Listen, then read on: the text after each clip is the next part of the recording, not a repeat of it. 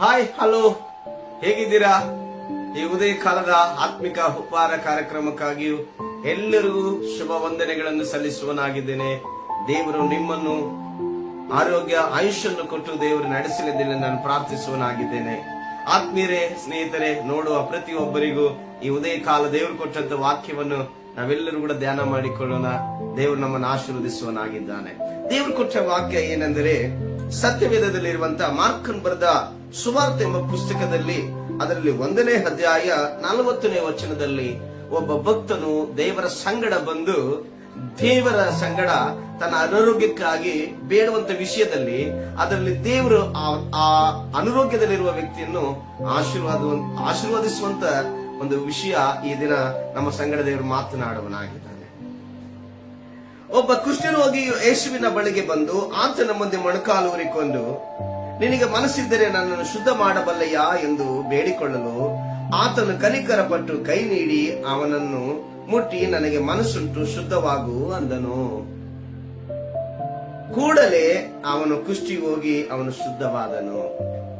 ಸ್ನೇಹಿತರೆ, ಆತ್ಮೀಯರೇ, ನಿಜವಾಗ್ಲಿ ಕುಷ್ಠಿರೋಗಿ ಬಂದು ಮೊಣಕಾಲೂರಿ ದೇವರ ಹತ್ರ ಕೇಳ್ತಿದ್ದಾನೆ, ನನ್ನನ್ನು ನೀನು ಶುದ್ಧ ಮಾಡಬಲ್ಲೆಯಾ ಎಂದೇಳಿ.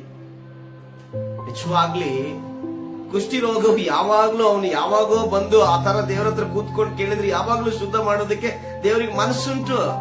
ಆದ್ರೆ ಮನುಷ್ಯ ಯಾವತ್ತೂ ಕೂಡ ಜಲ್ದಿ ಹೋಗಿ ಶುದ್ಧವಾಗೋದಕ್ಕೆ ಇಷ್ಟ ಇಲ್ಲ.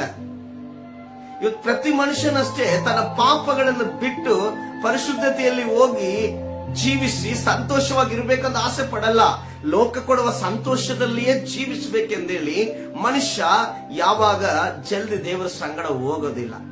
ಯಾಕಂದ್ರೆ ಲೋಕ ಕೊಡುವಂತ ಆ ಸಂತೋಷದಲ್ಲಿ ದೇವರನ್ನ ಮರ್ತು ಹೋಗ್ಬಿಡ್ತಾನೆ. ನೋಡೋದಕ್ಕೆ ನಾಮಚಾರಕ್ಕಾಗಿ ದೇವರನ್ನ ಅಷ್ಟೇ ಘನಪಡಿಸೋದು ಯಾವಾಗ ಒಂದು. ಆದರೆ ತಾನು ಹೆಚ್ಚಾದ ಪರಿಸ್ಥಿತಿಗಳಲ್ಲಿ ಬಂದಾಗ ಮಾತ್ರ ದೇವರ ಸಂಗಡ ಬಂದು, ದೇವರೇ ನನ್ನ ಹೀಗೆ ಮಾಡು ಹಾಗೆ ಮಾಡು ಅಂತ ಹೇಳ್ತಾನೆ. ನಿಜವಾಗ್ಲಿ ಈ ದಿನ ಈ ಉದಯ ಕಾಲದಲ್ಲಿ ಒಬ್ಬ ಕುಷ್ಠಿರೋಗಿ ನೋಡ್ರಿ, ಅವನು ಬಂದು ದೇವರ ಹತ್ರ ಮೊಣಕಾಲೂರಿ ಕೇಳ್ತಾನೆ, ಸ್ವಾಮಿ ನಿನಗೆ ಮನಸ್ಸುಂಟಾ ನನ್ನನ್ನು ಶುದ್ಧ ಮಾಡಬಲ್ಲೆಯಾ ಅಂತ ಕೇಳ್ತಾ ಇದ್ದಾನೆ. ಆದ್ರೆ ದೇವ್ರು ಏನ್ ಮಾಡ್ತಾನೆ ಅಂದ್ರೆ ಕನಿಕರ ಪಡ್ತಾನಂತೆ. ಕನಿಕರ ಪಟ್ಟು ದೇವ್ರು ಹೇಳ್ತಾನೆ, ನನಗೆ ಮನಸ್ಸುಂಟು, ನೀನ್ ಶುದ್ಧನಾಗಪ್ಪ ಅಂತೇಳಿ.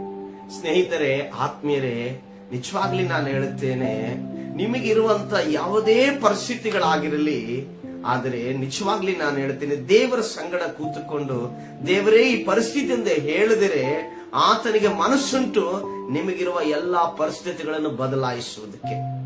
ಆ ಕಾರಣದಿಂದ ಪ್ರತಿ ಮನುಷ್ಯ ಇವತ್ತು ತನ್ನೊಳಗಿರುವಂತ ಯುಗೋ ಅಂದ್ರೆ ನಾನು ಅನ್ನುವಂವಿಕೆಯನ್ನು ಇಟ್ಟುಕೊಂಡು ಏನ್ ಮಾಡ್ತಾನೆ, ತನ್ನ ಟ್ಯಾಲೆಂಟ್ ಇಂದನೇ ಎಲ್ಲವನ್ನು ಜಯಿಸ್ಬಿಡ್ಬೋದಂತ ಯೋಚನೆಗಳಿಂದ ಇವತ್ತು ದೇವರ ಪಾದದಲ್ಲಿ ಹೋಗಿ ಕೇಳಿಕೊಳ್ಳದೆ ತನ್ನ ಸ್ವಪ್ರಯೋಜನದಿಂದ ಇವತ್ತು ಎಷ್ಟೋ ಮನುಷ್ಯ ಬಿದ್ದು ಹೋಗೋದು ಮತ್ತೆ ಅವಮಾನದಿಗೂ ನಿಂದೆಗಳಿಗೆ ಒಳಗಾಗುವಂತ ಪರಿಸ್ಥಿತಿಗಳಲ್ಲಿ ಇದ್ದಾನೆ. ನಿಜವಾಗ್ಲೂ ಹೇಳಿದ್ರೆ ಆ ಕುಷ್ಠಿರೋಗಿ ಬಂದು ಆ ಕುಷ್ಠಿರೋಗಿ ತನ್ನ ಕುಷ್ಠಿ ಹಿಡಿದಾಗ್ಲೇ ಬಂದು ದೇವರ ಹತ್ರ ಮೊಣಕಾಲು ಹಾಕಿದ್ರೆ ಅವತ್ತೇ ಅದನ್ನ ಗುಣಪಡಿಸೋದಕ್ಕೆ ಮನಸ್ಸುಂಟು. ಹಂಗೆ ನಮಗೆ ಕಷ್ಟ ಬಂದ ಕೂಡಲೇ, ನಮ್ಮ ಪರಿಸ್ಥಿತಿಗಳ ಬದಲಾವಣೆ ಆದ ಕೂಡಲೇ ನಾವು ಹೋಗಿ ದೇವರ ಹತ್ರ ಕೂತ್ಕೊಂಡು ನಮ್ಮ ಮನಸ್ಪೂರ್ವಕವಾಗಿ ಆತನಿಗೆ, ದೇವರೇ ನನಗೆ ಈ ಪರಿಸ್ಥಿತಿಯಿಂದ ಹೇಳಿಕೊಂಡ್ರೆ ದೇವರಿಗೆ ಮನಸ್ಸುಂಟು ನಮ್ಮನ್ನ ಖಂಡಿತವಾಗಿ ಆ ಕಷ್ಟಗಳಿಂದ ಬಿಡಿಸುವುದಕ್ಕೆ. ಅದಕ್ಕಾಗಿ ಸ್ನೇಹಿತರೆ, ದೇವರಿಗೆ ಮನಸ್ಸುಂಟು ನಮ್ಮ ಎಲ್ಲ ಕಾರ್ಯಗಳಿಂದ ನಮ್ಮನ್ನು ಶುದ್ಧಿಪಡಿಸುವುದಕ್ಕೆ. ದೇವರಿಗೆ ಮನಸ್ಸುಂಟು ನಮ್ಮ ಎಲ್ಲ ಕಾರ್ಯಗಳಿಂದ ನಮ್ಮನ್ನು ಆಶೀರ್ವದಿಸಲಿಕ್ಕೆ.